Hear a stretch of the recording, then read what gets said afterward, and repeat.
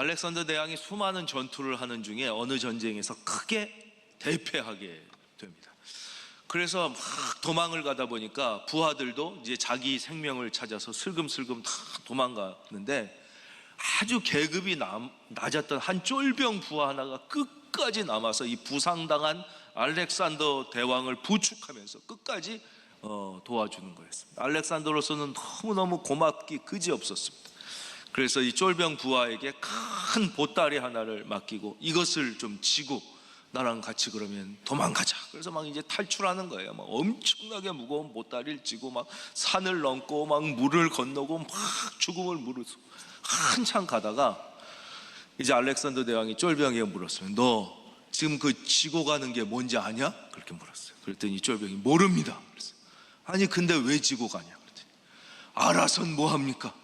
대왕께서 지고 가라고 하시니까 저는 그저 지고 갈 뿐입니다. 그래가지고 끝까지 지고 가서 겨우 이제 살아난 것이었어요. 그 보따리에는 무엇이 있었느냐? 그 전에 크고 작은 많은 전쟁에서 알렉산더가 승리할 때마다 모아온 가장 진귀한 금은 보화들이 그 보따리에 가득 들어 있었던 것입니다. 결국 생명을 구한 알렉산더는 그 금은 보화를 팔아 다시 군자금을 마련하고 이제 수많은 군사들을 다시 모아서 전쟁에 승리하여 우리가 잘 아는 마침내 이제 알렉산더 대제국을 이루게 되죠. 이때 충성했던 계급이 낮았던 그 부하의 이름이 바로 프톨레마이오스라고, 나중에 알렉산더 대왕은 그를 최고의 사령관에 맡겼을 뿐만 아니라 자기 사후에 가장 큰 땅, 그게 지금의 이집트예요. 신이집트. 그 땅을 그에게 주어 이제 새로운 왕조를 열게 되는 것입니다. 여러분, 하나님께서 우리에게 하시는 말씀은 우리가 다 이해할 수 있는 것이 아닙니다. 여러분, 절대 순종, 이것이 여러분의 믿음이 되시기를 바랍니다. 절대 순종. 오늘 말씀 16절입니다. 바울이 아덴에서 그들을 기다리다가 그 성에 우상이 가득한 것을 보고 마음에 격분하여. 우리가 이제 지난 시간 살펴봤죠.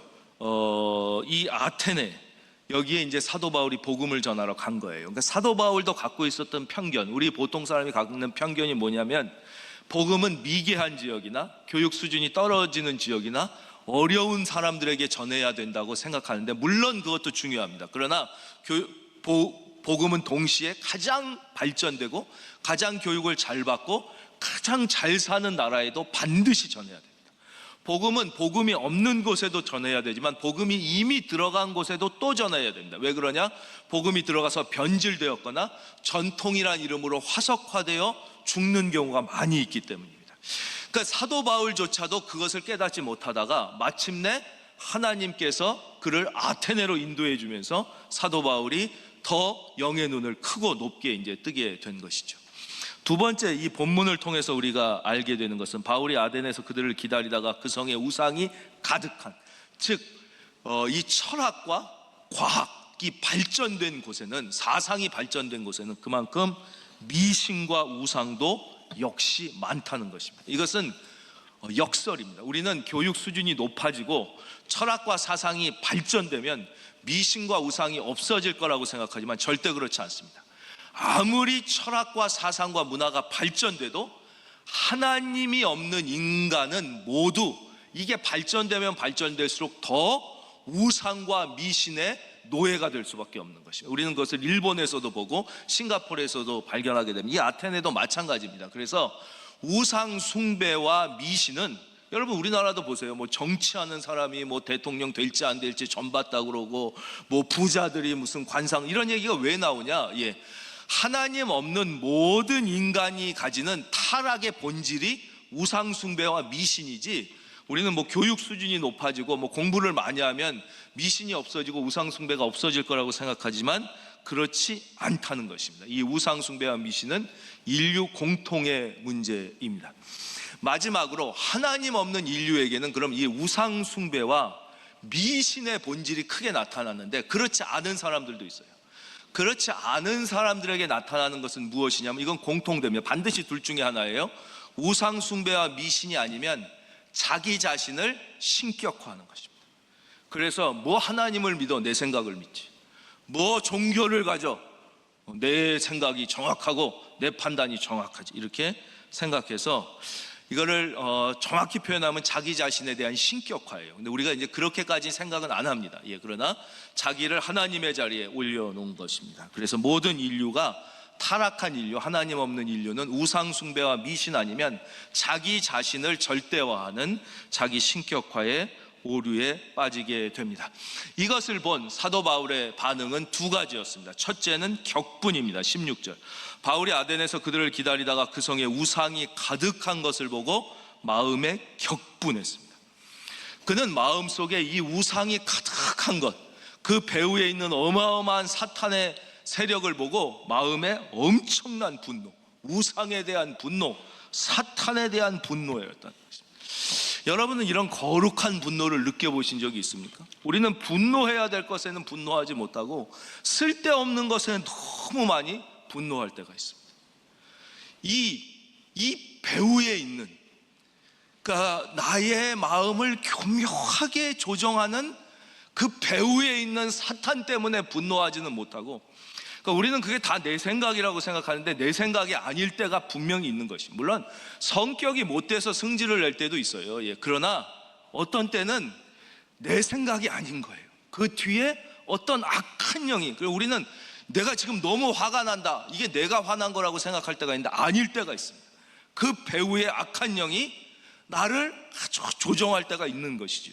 그것은 모두 그런 건 아니지만 그럴 때가 분명히 존재한다고 성경은 얘기합니다. 예를 들면 바람이 분다, 파도가 친다, 이게 물론 자연현상일 수가 있어요. 근데 예수님이 배를 타고 건너가시잖아요. 그때 막 바람이 불고 파도가 쳐서 막 다 죽게 되는 거 잘 아시죠? 그게 유명한 사건이라 마태복음, 마가복음, 누가복음에 3번이나 반복돼요. 그러니까 막 제자들이 막 깜짝 놀라서 주여 우리가 죽게 됐습니다, 이거 어떻게 하면 좋습니까? 여기서 왜 주무십니까? 뭐 이러니까 예수님이 일어나셔서 한마디 하잖아요. 너희 믿음이 어디 있느냐. 그리고는 뭐라고 그러세요? 바람과 파도를 꾸짖으시니, 이렇게 나와요. 그 좀 이상하지 않습니까? 성경 읽을 때 전 참 이상했어요. 왜냐? 바람과 파도는 이건 인격이 아니잖아요. 어떤 정신을 가진 존재가 아니라 그냥 자연 현상이잖아요. 물질인데 그냥 뭐 예수님이 하나님이시니까 바람과 파도야 잔잔하라 그러면 물론 잔잔해지겠죠. 근데 그래야 되는데 왜 꾸짖으셨냐 하는 거예요. 이게 물질인데 꾸짖으셨다는 게 잘 이해가 안 갔어요. 그게 왜 그러냐면 그냥 바람과 파도가 자연현상으로 일어날 때도 있어요. 그러나 이때는 그 배후에 악한 영인 사탄이 이 바람과 파도를 통해 제자들의 믿음을 빼앗으려고 했기 때문에 예수님께서는 그 바람과 파도의 배후에 있는 악한 영인 사탄을 꾸짖으신 거죠. 마찬가지입니다. 우리는 어떤 우상 숭배, 그리고 그 배후에 있는 악한 영의 역사 때문에는 분노하지 않고 너무 쓸데없는 것에, 너무 사소한 것에 우리가 분노하고 화를 낼 때가 많은 것입니다. 사탄은 아주 교활합니다. 그래가지고 사탄의 역사인지 알게 하는 것은 아주 미개한 상황일 때고요. 그렇지 않을 때는 대부분 전통이나 문화나 어떤 현상이란 이름으로 다가와요. 그래서 한때는 기독교 학교나 교회에서조차도 무슨 전통이란 이름으로 무슨 이게 민속춤이라고 그래서 한다든가, 무슨 뭐 탈춤의 어떤 이런 거 보면 이제 귀신 부르는 이런 걸로 그냥 하는 거예요. 그래 놓고 이거는 문화야, 뭐 이거는 전통이야, 뭐 제사드리고 뭐 이건 뭐 전통으로 우리가 이렇게 하는 거야, 뭐 무덤에 이렇게 해가지고 이걸 그냥 단순히 문화나 전통의 한 현상으로 받아들이게 하는데 절대 그렇지 않습니다. 그런 것을 통하여 귀신이 늘 들어오는 것이, 그 우리가 인식하지 못하는 전통이나 문화, 습관이라는 이름으로 하나님이 기뻐하시지 않는 어떤 영적인 행동을 하는 것을 통하여 그 틈을 비집고 사탄이 들어온다는 것을 우리는 꼭 기억해야 되는 것이죠. 두 번째 사도 바울이 보인 반응은 아주 중요합니다. 바로 복음을 증거한 것이었습니다. 17절 말씀, 이 말씀은 아주 귀한 말씀입니다. 우리가 다 함께 한 마음으로 읽겠습니다. 시작. 경건한 사람들과 또 장터에서는 날마다 만나는 사람들과 변론하니. 먼저 회당에서는 유대인, 그러니까 종교적 배경과 지식이 있는 사람들이죠. 그리고 또 하나는 경건한 사람들, 이렇게 표현되는 것은 지성도 있고 예의도 있는 사람이라는 거예요. 그러니까 종교적으로 어느 정도 깊이가 있는 유대인들, 그리고 경건한 사람, 지성도 있고 예의도 있는 이런 사람들에게도 회당에서 복음을 전했어요. 이때는 어떻게 전했을까요? 이제 뭐 좀 설명도 하고 변증법적 방법도 쓰고 논리적으로 설득도 하고 당연히 뭐 이렇게 전했겠죠. 근데 이런 사람들에게만 복음을 전하는 게 아니에요. 그 다음에 뭐예요? 장터에서는 날마다 만나는 사람과, 이건 뭐예요? 장터는 정말 말 그대로 시정 작배들인 거예요. 말 그냥 뭐 그냥 하루 벌어 하루 살고 막 거친 말 막 하고 무슨 예수를 믿냐, 내 주먹을 믿지 막 이러고, 무슨 교회 가면 구원 준다고 일로 와 내가 10원 줄게 막 이러고, 말도 안 되는 얘기를 하면서 막 교회를 폄하 막 이런 사람들 있잖아요. 뭐 웃기고 있네 뭐 이런 사람들에게도 또 복음을 증거했다는 거예요. 이런 사람들은 이성보단 감정이 앞서는 사람들이었겠죠. 이런 사람들에게도 또 그들에게 맞춰서 복음을 전했다는 것이에요. 이것이 사도 바울의 삶이에요. 이거 얼마나 귀한지 몰라요. 그 빅터 프랭클이라고 아주 유명한 분이 있습니다. 이분이 쓴 책 중에 제일 유명한 책이 여러분 잘 아시는 죽음의 수용소로부터라는 책입니다. 이분은 정신의학자이며 동시에 신경과 교수였어요. 근데 이분이 이제 유대인이라서 2차 세계대전에 나치에 의하여 강제로 잡혀서 가장 잔인하다는 죽음의 수용소에 들어가게 된 것이죠. 그 이제 죽을 날만 기다리는 거예요. 이 최고의 학자이며 의사였던 이 사람이 정말 짐승만도 못한 취급을 받으면서 그 수용소에 들어가서 모든 인격적 모멸을 다 당하게 되는 것이죠. 근데 그분은 이제 그 속에서 하나님 앞에 기도를 드립니다. 나는 왜 이곳에 들어왔는가? 이곳에서 내가 어떻게 하기를 하나님은 원하시는가? 그래서 그는 거기서 그냥 생을 포기하지 않고 이곳에서 내가 할 수 있는 것을 찾아보자.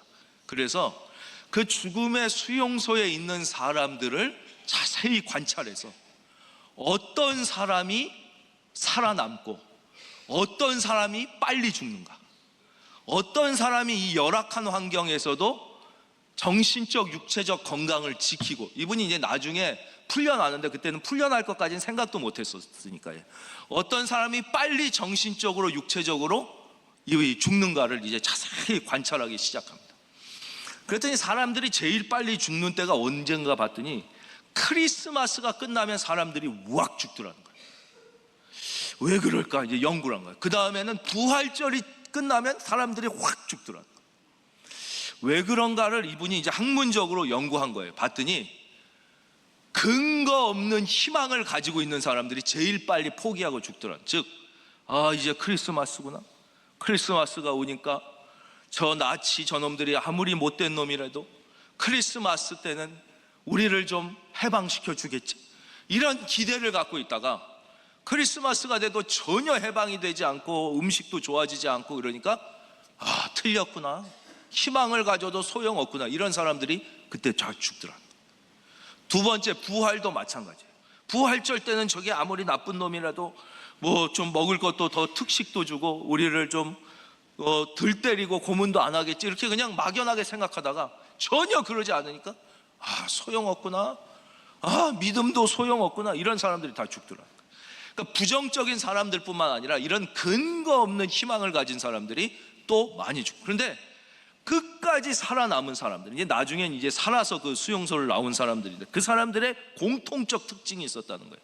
그건 뭐냐면 이 사람들은 모두가 다 수용소 속에서도 무언가 의미를 찾으려는 노력을 계속했다. 내가 이 수용소 속에서 어떻게 사는 것이 내 삶의 올바른 의미일까? 그래서 매일 3번씩 어린애들에게 희망의 말을 해준다. 그 의미를 찾는 거예요. 그래서 어린애들도 거기 막 다 잡혀오고 그러잖아요. 희망의 말을 3마디씩 해주는 거예요. 매일 10번씩 시간 날 때마다 나는 감사의 기도를 드린다. 감사하는 것, 이게 내가 존재하는 의미다. 그러니까 이렇게 무언가 그 속에서 내가 이 속에 있지만 내 영혼의 자유를 통하여 의미 있는 무언가를 할 수 있는 것을 생각하며 한 사람.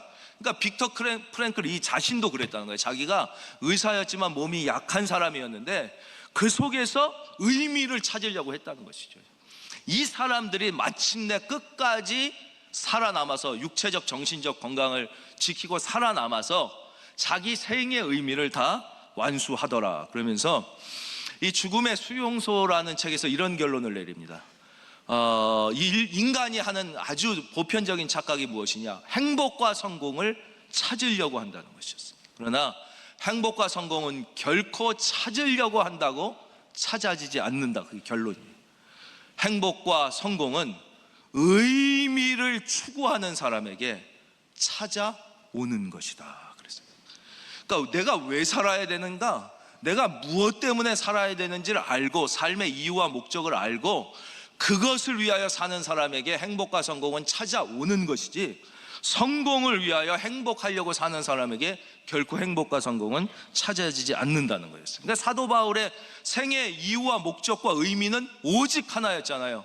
내가 살아도 주를 위하여 살고 죽어도 주를 위하여 죽나니. 여러분이 예수의 복음을 증거하기를, 그렇게 사시기를 주의 이름으로 축원합니다. 그게 잘 사는 길이라. 그것이 나도 살고 너도 사는 길이라는 것이. 이렇게 막 복음을 어떻게든지 전한 거예요. 예, 지성적이고 예의 있는 사람에게도 전하고, 막 시정 잡배에게도 기회 있는 대로 상대방을 가리지 않고, 예, 누구에게나 다 때를 얻던지 못 얻던지 다 전했다는 거예요. 그 중에는 18절입니다. 예, 화면. 예, 어떤 에피쿠로스, 이게 사람 이름이기도 하고 철학 학파의 이름이기도 해요. 스토아도 사람 이름이기도 하고 철학 학파의 이름이기도 합니다. 에피쿠로스 철학자들과 스토아 철학자들도 바울과 쟁론했습니다. 막 이렇게 이제 이 사람들은 배운 사람들이니까 변증하고 토론했다는 거예요. 예, 잠깐 저를 봐주십시오. 에피쿠로스는 우리가 그냥 이렇게 알고 있죠. 쾌락주의자 이렇게 알고 있는데, 좀 그렇게 한마디로 표현하기는 좀 미안합니다. 이 사람들이 막 정말 막 쾌락만 추구하고 막 이런 저질은 아니에요. 나름대로 상당히 설득력이 있는 사람들이에요. 이 사람들을 쾌락주의자보다는 제 생각에는 만족주의자라고 번역하는 게 더 좋은 것 같아요. 에피쿠로스 사람들은 뭐냐면 일단 무신론자예요. 죽으면 끝이다. 이 사람들은 뭐 죽은 다음에 내세가 있고 천국이 있고 지옥이 있는 게 뭐 어딨냐, 인간은 육체적 존재이다, 죽으면 끝난다. 이게 이제 상당히 유물론하고 통합니다. 그렇기 때문에 살아있을 때 행복해야 된다. 이게 이 사람들의 주장이에요. 그럼 어떻게 행복하냐? 행복할 수 있는 방법은 딱 하나다. 먹을 게 있고 입을 게 있고 잘 데가 있으면 무조건 만족해라. 더 많이 가지려고 하려고 할수록 인생은 불행해진다. 그러니까 부자들이 더 불행하고 권력을 가진 사람이 더 불행한 것이다. 그러니까 이게 쾌락주의라고 해서 막 술 마시자 뭐 이런 게 아니에요. 그냥 내가 굶지만 않으면 거기다 만족해라. 내가 벗지만 않으면 만족해라. 누울 한 평만 있으면 만족하고, 너무 욕심내지 말고 또 일도 너무 열심히 하다가 지치지 말고 그냥 만족하며 살다가 죽는 게 전부다. 무슨 인생에 특별한 목적이 있고 이유가 있겠냐. 다 우리도 육체적 존재일 뿐이다. 이게 이제 에피쿠레스 학파예요. 상당히 설득력이 있죠.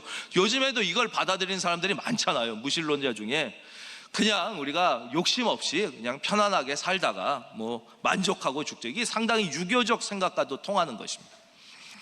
이 반대가 이제 스토아 학파예요. 스토아는 범신론이에요. 범신론엔 두 종류가 있습니다. 약간 수준 낮은 범신론이 있어요.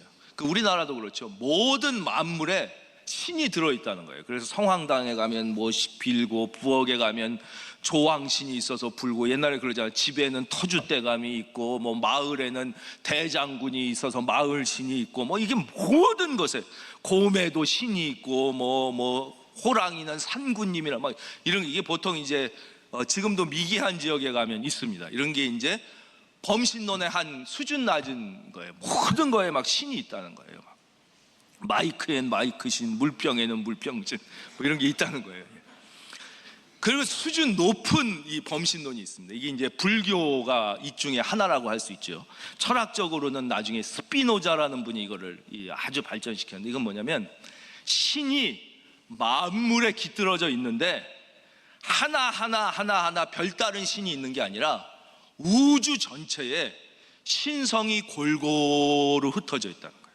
그래서 불교에서 보면, 불교가 뭐예요? 윤회론이잖아요. 이렇게 착한 일 하면 인간으로 태어나고 못된 일 하면 뭐 지렁이로 태어나고 이러잖아요. 그러다가 더 착해지면 어떻게 돼요? 이 윤회를 넘어서서 극락에 가잖아요. 그렇죠?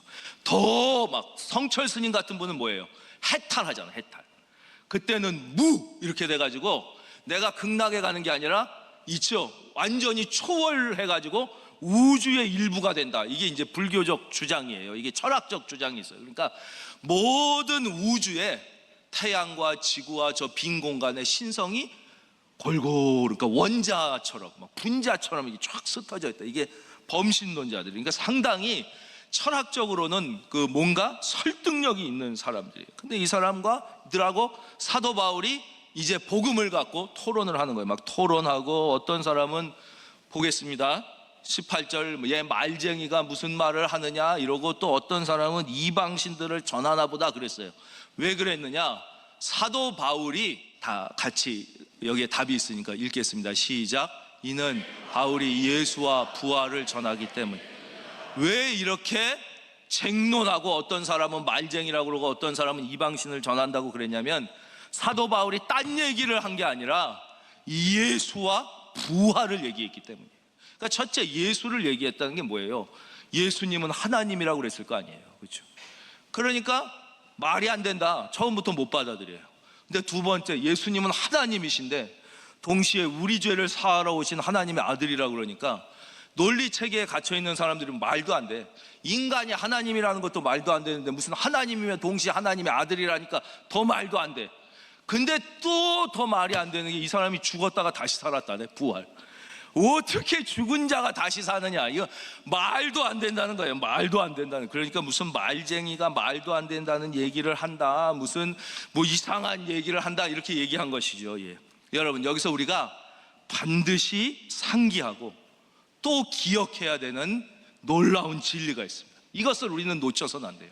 그것은 뭐냐면, 복음은 결코 세상의 철학, 세상의 종교와 견해를 같이 할 수 없다는 것입니다.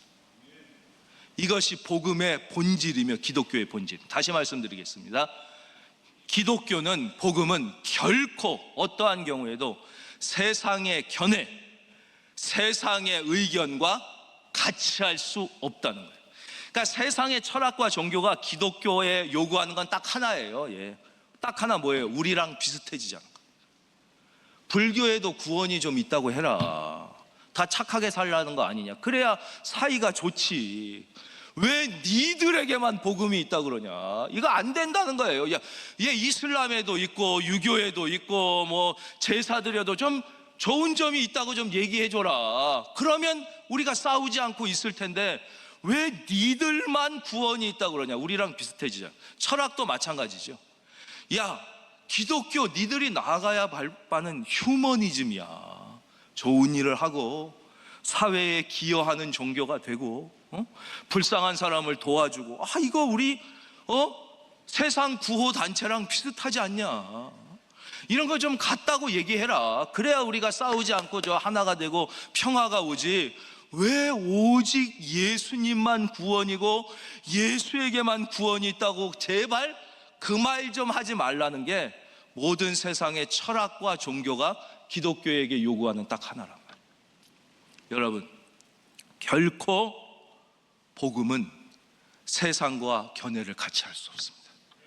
천하 인간의 구원을 주실 만한 다른 이름을 우리에게 결코 주신 일이 없다고 성경은 우리에게 분명히 말씀하십니다. 여러분, 모두 예수 믿고 구원받기를 주의 이름으로 축원합니다. 오직 만약에 인간이 인간의 노력으로 구원받을 수 있다면 하나님 필요 없죠. 성경 필요 없습니다. 인간은 결코 인간을 구원할 수 없어요. 그렇기 때문에 인간이 만든 것은 어떤 종교나 어떤 철학도 인간을 절대 구원할 수 없는 거예요. 인간은 오직 하나님만이 구원하실 수 있어요. 그렇기 때문에 예수님은 하나님이시기 때문에 구원자가 되는 거지, 어떤 종교도 다 인간이 만들고, 인간은 그 누구나 크고 작은 차이가 있을 뿐이지 다 죄인이란 말이에요. 다 죽을 수밖에 없는 존재는 결코 인간을 구원할 수가 없어요. 그래서 인간이 만든 것은 그 어떤 종교가 아무리 아름다워 보이고 그 어떤 철학이 아무리 고매해 보여도 거기에는 결코 구원이 없고 오직 하나님만이 인간을 구원하실 수 있고, 여러분은 하나님께 이 구원의 선물을 받았습니다. 결단코 빼앗기지 말지어다. 그래서 이거는 선물이라고 그랬잖아요. 예, 그래서 지난 시간에도 레미제라블 장발장이 그 빵 5개 훔쳐가지고 19년 있었으니 그 은쟁반 훔쳤으면 얼마 있어야 되겠어요 도대체? 1000년 만년 있어야 되는데 그 미리엘 주교가 이거 내가 선물로 준 것입니다. 그 말 한마디에 죄인이 귀한 선물을 받은 사람이 된 거예요. 그래서 성경에 뭐라고 그래요? 이 구원은 너희에게서 난 것이 아니니 하나님의 선물이라. 인간에게선 날 수가 없다는 거예요. 우리가 이걸 선물로 받았어요. 귀한 선물 받으신 분은 결단코 빼앗기지 않는 은혜가 있을지어다. 자, 이렇게 이제 사도 바울의 복음을 듣던 사람들이 이제 사도 바울을 아레오바고로 이제 데려갑니다. 아레오바고는 직역하면 아레오의 언덕이라는 뜻이에요. 지금 어디냐면 그 아테네의 파르테논 성전이 있는 그 언덕이에요. 보통 거기에서 재판이 이루어지고 거기에서 회의가 이루어져요. 우리가 잘 아는 소크라테스가 사형을 받은 그런 역사적인 장소, 플라톤과 아리스토텔레스가 제자들을 가리키다가 많은 사람들을 모아놓고 이 대중연설을 하고 이랬던 곳이 바로 그 아레오바고예요. 거기 가가지고 이제 사도 바울한테 네가 하는 얘기가 도저히 이해가 가지 않지만 뭔가 특이하고 아주 새롭다. 그러니까 좀 잘 얘기해줘라. 그러면서 이렇게 얘기합니다. 19절, 그를 붙들어 아레오바고로 가며 말하기를 내가 말하는 이 새로운 가르침이 무엇인지 우리가 알 수 있겠느냐? 내가 어떤 이상한 것을 우리 귀에 들려주니 그 무슨 뜻인지 알고자 하노라 하니 모든 아덴 사람과 거기서 나그네 된 외국인들이 가장 새로운 것을 말하고 듣는 것 이외에는 달리 시간을 쓰지 않음이더라. 참 정말 기가 막힌 말씀이죠. 여기에 모든 서울 사람들뿐만 아니라 뉴욕, 런던, 파리, 도쿄, 밀라노 이런 메트로폴리탄에 사는 사람들의 보편적 특성이 나타납니다. 아테네도 똑같았어요. 여러분, 이런 첨단 도시에 사는 사람들의 특징이 뭔지 아십니까? 최신 유행을 따른다는 것입니다. 그래서 이 사람들은 진리, 변하지 않는 것에 대한 관심은 별로 없어요. 뭔가 새로운 것, 뭔가 신선한 것. 여러분 보세요. 대도시가 유행이 빨리 변해요? 시골이 유행이 빨리 변해요? 그리고 노래도 계속 새 곡이 계속 히트 쳐야 되는 거예요. 새로운 곡. 그래서 옷도 한때 신상이란 말이 유명했잖아요. 내 옷이 떨어지고 낡아서가 아니에요. 유행에 뒤떨어져서 새로운 유행을 받아들여야 되는 거예요. 계속 뭐든지 그런 거예요. 예. 이것이 모든 이런 대도시, 첨단 도시에 사는 사람들의 특징이에요. 그래서 어쩔 수 없이 나타나는 게 뭐예요? 이 대도시 사람들이 뭐가 많아요? 변덕이 심해요. 그렇죠? 예. 이 시골 사람, 산속에 있는 사람들보다 당연하죠. 계속 새로운 것을 추구하는데 또 새로운 것이 나오니까 또 추구하고, 또 새로운 것이 또 추구하고, 그리고 그 새로운 것도 마음에 들겠어요, 안 들겠어요? 마음에 안 들지. 내 몸에 맞는 게, 내 마음에 쏙 드는 게 어디 있겠어요? 새 아래 새 것이 없다고 성경은 말씀하는데. 그러니까 두 번째, 늘 불만이에요. 계속 바꾸는데도 만족감이 없으니까 계속 불만이에요. 그래서 초조하죠. 내가 최신 유행, 최신 교육법, 최신 이런 거에 떨어질까 봐 늘 불안한 거예요. 그래서 불안하고 이게 심해지면 우울해집니다. 아, 나는 떨어졌구나. 이 앞선 사람들로부터 나는 뒤처졌거나. 예. 여러분, 그게 뒤처진 게 아니에요. 어쩌면 깊이 익어가는 걸 수도 있거든요. 근데 자꾸 불안해하는 거예요. 난 뒤처졌구나. 내가 나이가 들어서 뒤처졌구나. 내가 여기 이 동네에 없어가지고 뒤처졌구나. 이렇게 해갖고 불안한 마음을 갖게 됩니다. 근데 이것은 오늘날만의 문제가 아니라는 거예요. 아테네도 그랬다는 거예요. 모든 아덴 사람, 아테네 사람과 거기서 나그네 된 외국인들이 뭐라고 그래요? 가장 새로운 것을 말하고 첨단 유행, 첨단 지식을 말하고 듣는 것 이외에는 달리 시간을 쓰지 않습니다. 그거에만 온통 마음이 다 뺏겨져 있는 거예요. 직업도 그렇잖아요. 어떤 것이 하나님이 나에게 맡겨주신 소명인가를 생각하기보다 어느 게 이 시대에 좋은, 편하고 돈 많이 벌고 아주 각광받는 직업이냐, 막 자꾸 이런 데 마음이 가는 것이죠. 바로 아테네 사람도 그랬다는 것입니다. 그래서 사도 바울은 이제 이들에게 22절, 바울이 아레오바고 가운데 서서 말하되 아덴 사람들아 너희를 보니 범사에 종교심이 많도다. 그러면서 이제 이들에게 복음을 전하기 시작합니다. 논문 하나 소개해드리고 오늘 말씀 맺도록 하겠습니다. 그럼 이 어떤 내용으로 복음을 전했는지는 우리가 이제 다음 시간에 살펴보도록 하겠습니다. 그 정신건강의학의 세계적 권위자 중에 데이빗 핑크 박사라는 분이 있습니다. 이분이 세계의 주목을 받게 된 것은 이 논문을 하나 발표하면서 그랬어요. 그 논문 발표가 안정을 위한 4가지 필수 요소라는 제목의 논문을 발표했습니다. 그래서 이 논문에서 이 사람이 주장하는 게 뭐냐면, 첫째, 정신적 안정을 주장하는 거예요. 정신적 안정이 있고서야 육체적인 건강도 따라오고, 그래야 가족이나 공동체에도 안정이 생기고, 그래야 배운 지식과 기술도 올바르게 사용할 수 있어서 사회에도 경제적 안정과 정치적 안정이 오는 것이지, 개개인이 정신적으로 불안한 상태에서는 아무것도, 지식도 올바르게 사용할 수 없고 가족 공동체도 무너지게 되므로 사회 공동체도 경제적, 정치적 안정 자체를 기대할 수 없다는 게 이 논문에서 주장하는 바예요. 그건 여러분들도 거의 동의하시지 않습니까? 제일 중요한 게 정신적 안정이 있다는 거예요.